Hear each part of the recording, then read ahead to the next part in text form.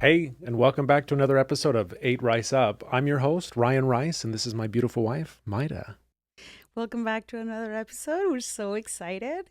Today we have a very special guest speaker. Yes, we do. We're going to be talking to Jessica Kohler today, and it's an interesting form of grief. She has quite a bit of experience with suicide.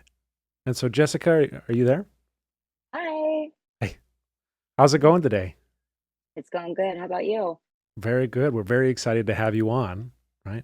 Um, I'd love to get a little background on you. I know you've got a few people that have kind of passed on in that respect with suicide. Um, dive into that for us a little bit. Yeah, so my first experience was when I was 9 and I had lost my father to suicide. Hmm. Um, and to compare it as an adult and losing your spouse, it's a totally different feeling.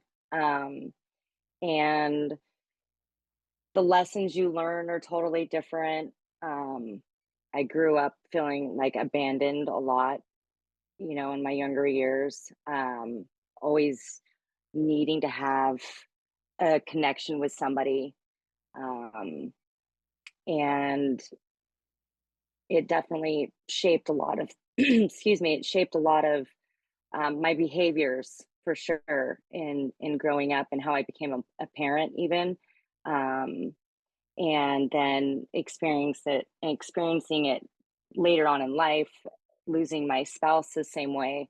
Um, I don't know if I just have kind of a better understanding. Maybe I kind of can relate my past husband to my father in a way. Um, but yeah, it's been very challenging for sure, but Wow. learning great lessons also. Yeah. Oh, that's life, right? It's not definitely not easy, but you get up and you move forward, and I think it's absolutely amazing what you're doing. This is definitely personal for us because we both lost spouses, and we both had young kids. And I mean, it's heartbreaking, especially for them. So I mean, I'm very, very interested to hear your perspective. Um, when your dad passed away, what was the condition there? Was it he just like manically depressed? Was he going through something? What happened? Well, I do remember a lot of it actually. My family was very open, Hmm. which I think helped me a lot also. I did know that my dad was depressed. I remember us traveling an hour out of town for him to go to therapy super late at night, and he was an alcoholic. Um, and he had tried to unalive himself prior to that. He also self harmed himself. And I remember those things, even being that young. Um, and what's crazy is my husband, I had no idea. I had absolutely zero idea. Like, I didn't see any of the same kind of signs that I could relate, with what I experienced with my father. And I think that's a really challenging thing about suicide is some people are really open about it and others, they're never going to tell you. There aren't the signs and you can't pinpoint one thing specifically, like, oh, that person must be suicide because they're an alcoholic or it's it's challenging for sure. 100%. And I know you Yeah. mentioned it's shaped your life and how you parent and things. I mean, how do you feel like you're a different parent because of what you've gone through? Well, a lot of it with that, in addition to my upbringing, aside from that, I've taught my children to really be compassionate towards everybody. You never know what people are going through. Um, we were homeless a lot when I was a child. So, I had two parents that were hippies and um, they would discriminate because they looked like trash, but they were really good people. And I'm saying trash with love, like, that's how people judge, right? Right. And so I always tell my children like that they need to be open to everybody, obviously within safe boundaries. No, that's beautiful. I mean, Yeah. I think that's awesome. I think a lot of people, well, it's the people with the biggest smiles have the most pain. And so you guys, For you're teaching your kids, hey, you need to be open, you need to be loving, you need to accept everybody, within boundaries. Where I think a lot of people, it's just okay to judge people and be like, no, we don't associate with them. Look at what Yeah. they're wearing, look at what they're doing. We don't do that. But you guys are more Yeah. open. I think it's wonderful. That's beautiful. Yeah. Yeah. Um, as a child that experienced loss of a parent, I know you've got to feel alone, right? Did you ever go through like blaming yourself or trying to? I mean, how did you cope with understanding what just happened? Yeah. It's kind of crazy. I actually knew so when my dad um had committed suicide, he didn't actually die in that moment. He went into a coma and passed away 3 days later. Um I had a very amazing and spiritual experience actually, but I knew my dad had passed or was passing before it even happened. So I was already prepared. I don't know why that sounds really weird. I mean, it didn't change how upset I was, obviously. Yes, there was being alone. I didn't have siblings.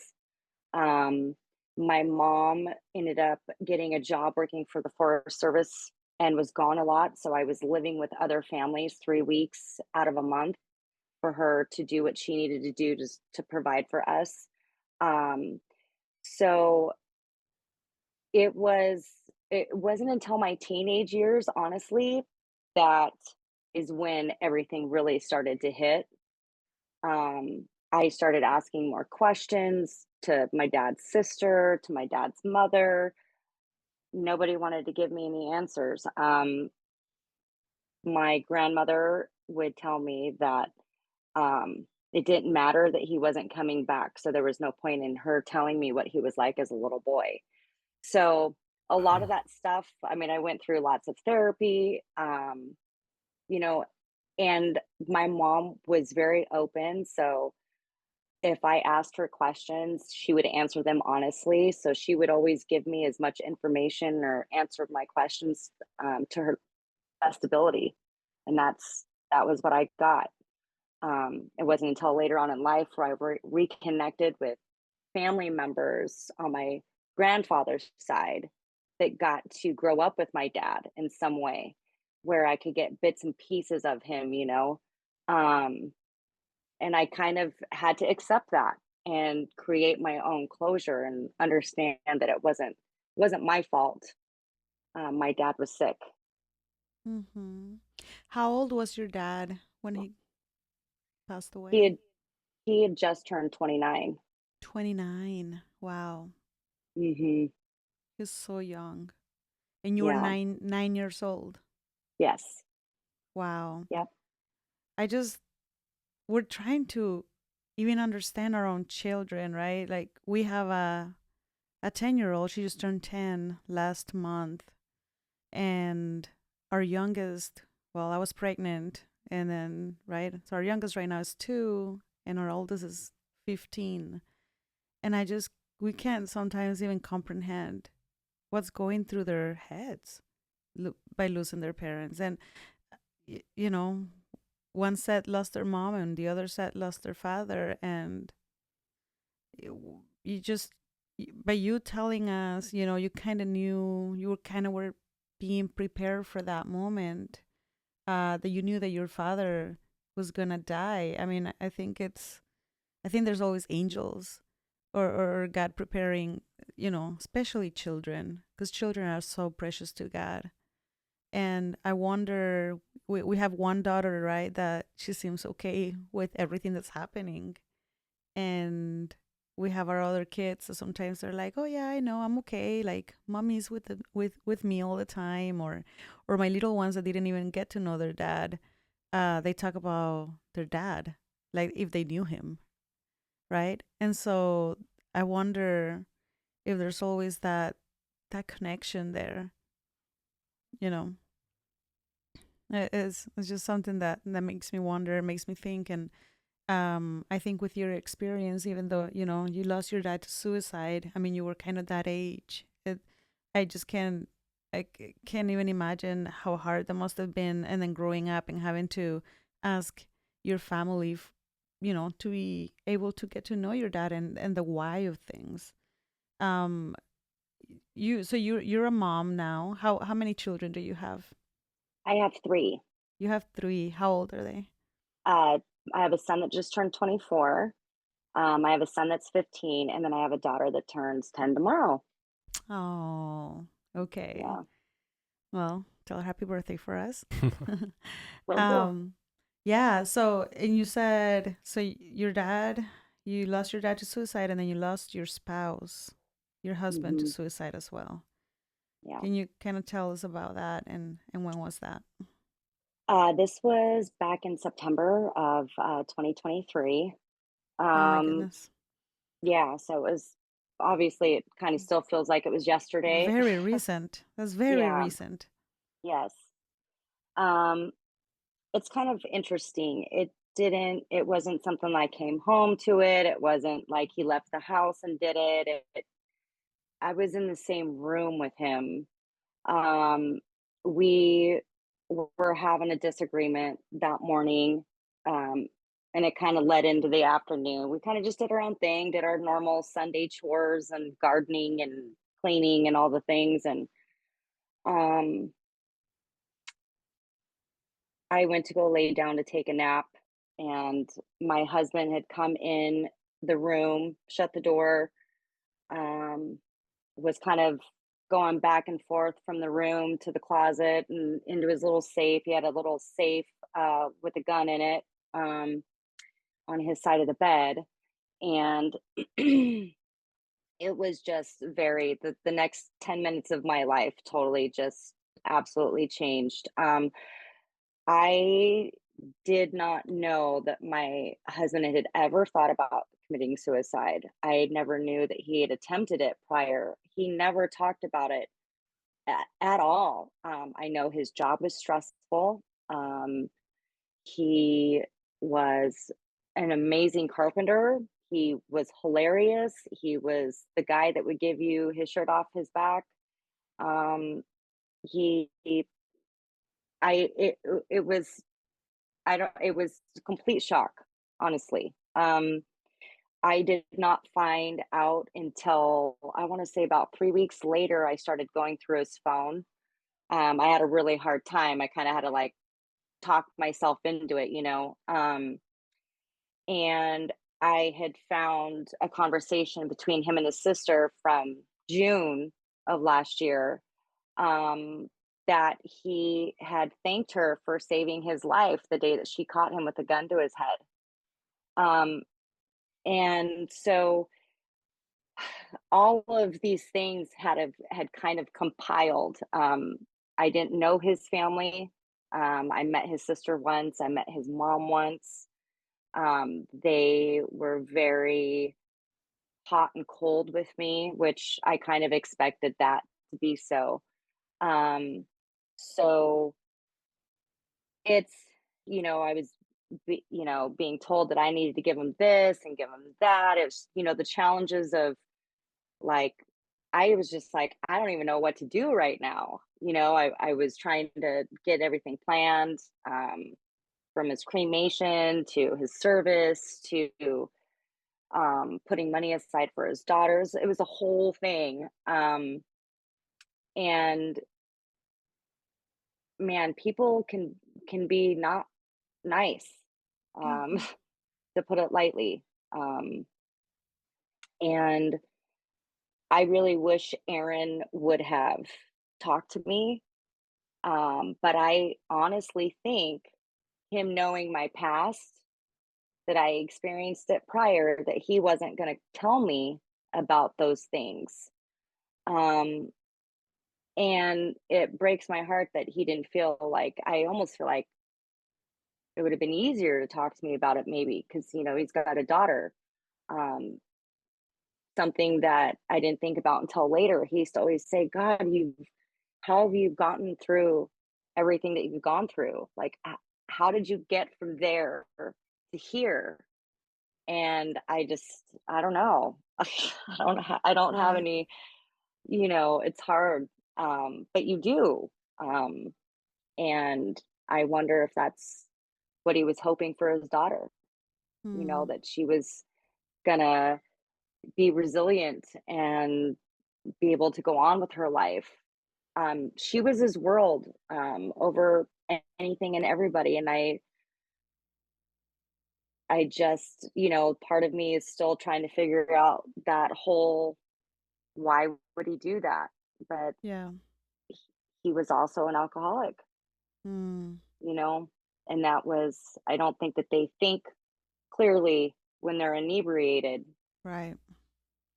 Is his Yeah. daughter still living with you? No, she's been living with her mom, Okay. um, and her mom is not allowing any sort of contact. Wow. Mhm. That's so hard. Yeah. That is so hard. It's interesting, right? How God's plan works because you went through it at such a young age. How old is his daughter? She turned 13 the week before. She turned 13.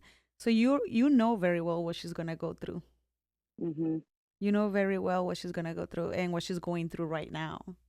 And like the best person that could ever be there for her is you, having had that experience with your own dad. And my deepest condolences. That's so recent, and I can't believe that here you are talking about it. Um, because at the beginning, I think I was for a year. I think I was just going through the motions, and here you are, and you have your Instagram page helping others, um, comforting others, encouraging others, but and at the same time you're dealing with your own Yeah. pain. I I want to say, I admire you for that. Oh, That oh, thank you. that is amazing. What do you plan on doing, like writing a book or doing a podcast eventually, to help others? What's in the plans? Yeah, absolutely. So actually my girlfriend and she is a medium, oddly enough, but her and I were talking about that. She's like, "You need to write a memoir." I'm like, "I know. I have so much to tell." um I have thought about it. That's kind of something in the future, but the podcast thing, I definitely have been thinking about that. And actually, I remember it was about 3 weeks after Aaron had passed away, and I remember I would cry a lot in the shower. Mm-hmm. Um, and so I was like, what am I supposed to do with this? Why am I experiencing this all over again? I mean, obviously different relationship, different circumstances. I'm like, what is my purpose here? And I heard podcasts and I was like, oh my gosh. I'm like, because I'm not really good at speaking in front of people. I get really nervous and I was like, that's great, a podcast, because then really no one's looking at me. Yeah, um, I but think that would be great. I mean, your experience is very unique. I don't think I have met anybody that has lost two very important close people to suicide like that. I think you definitely have a big purpose in life, and I don't want to say like everybody, well, everything happens for a reason, blah blah blah. I want to say definitely, you were prepared for what you're going through right now since you were yeah, very little, and that is yeah, amazing. yeah. What would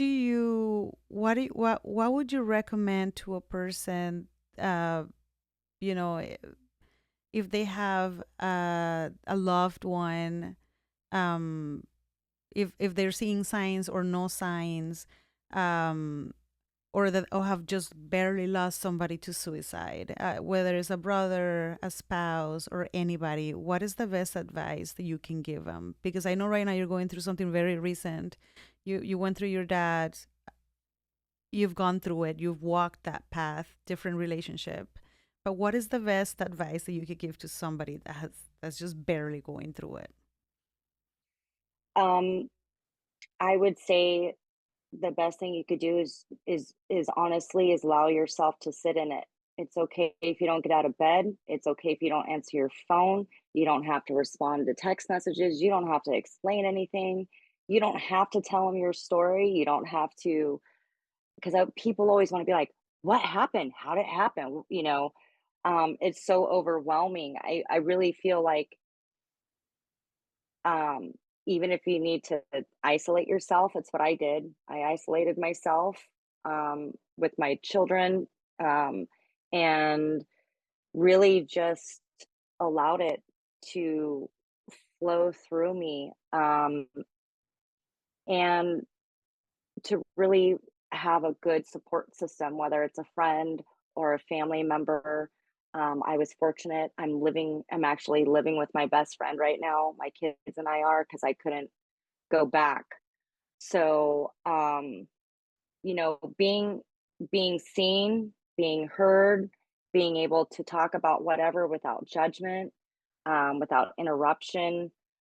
That's all we want. We want to be heard, even in the ugly parts, right? We want, and that's love to me. Like you love somebody, the good, the bad, the ugly, um, and it's it's lonely, um, but you got to keep going. And there's always somebody that's willing to listen, and you'll know who those people are, and you'll know the people that don't care about that. They don't care, of, what's going on with you. Um, and give yourself grace. Don't overreact, or not. I don't want to say overreact. I don't mean that. Don't react when people are being nasty, because that happens with family and friends, right? I feel like suicide, they have to place blame because my husband didn't die in a motorcycle accident, right? So, well, then it must be your fault. Can't blame it on the motorcycle. Um, and I had to sit with that, and I had to come to an understanding that these people are also hurt, and they're projecting, Mm-hmm. their unresolved um, trauma or whatever it is that they have going on, and they're trying to push it back onto me. Exactly. Exactly. And as I was reading about you and your story, did you mention that his family was thinking that you could have possibly killed him as well and things like Yeah, that? yeah. His mom actually, um, the detective called me the next day, the day after my husband's passing, and said, "Hey, where are you?" And I was like, "I'm at my friend's house." "Well, we're going to send a car over there." And I was like, "Why?" And they said, "Well, the mom said some things last night that concerned us." And I was like, "They don't even know where I'm at right now, so it's fine." Um, but yes, one of his best friends had said, asked me if I actually pulled the trigger or told him to do it, Oh my gosh. which, yeah, and I was still in shock. This was like a couple days after he had passed away. And I kind of, I was on the phone. I'd never talked to this guy before.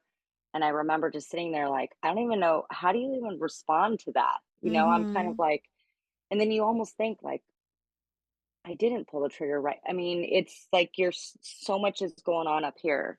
Um, Yeah. but yeah, That's devastating. That is so hard. I am so sorry that you on top of that you had to deal with that and going through so much. I You're such a strong woman and a huge inspiration to so many. Thank you for having your Instagram page. I think you are helping others that that don't have a voice right now, at least.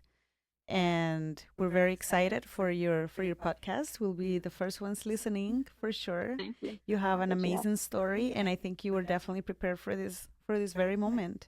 since you were very little, and so you have Yeah. some very big mission in life, and I am very excited for you. Even though right now things may seem dark, I think you're gonna do huge things. So I appreciate you for sharing your story, for being willing to talk, and be in our podcast. Yeah. Jessica, where can people find you on social media? I only have Instagram. I don't do Facebook. I'm kind of not really into the whole putting myself out there. Yep. That's But I okay. do have my Instagram account, which is surviving underscore suicide underscore loss. Um, and I mean, I'm willing to talk to anybody that you know needs somebody to listen. I've even given my phone number out. I've randomly messaged people on there, so everybody needs somebody, even if we're a stranger. Yep. Absolutely. I think that's amazing. No, what you're doing is admirable, very admirable. Especially, having it that recent, and I think a lot of people would shut down and be like, "I'm not going to talk about it. I'm not going to do anything." Hmm. But you're out dealing with it, and you're like, you know what? Somebody out there is hurting, and I can help them. Right? That's It's amazing. yes. I think that's awesome. So So thank you, Thank thank you you. for doing that yeah, from the bottom of my heart. It's amazing. It's really touching. So yeah. But yeah, we've absolutely loved having you on the podcast today. But that's our episode for today. We will catch you on the next one on 8 Rice Up. we'll see you. Thank, thank you. Bye bye.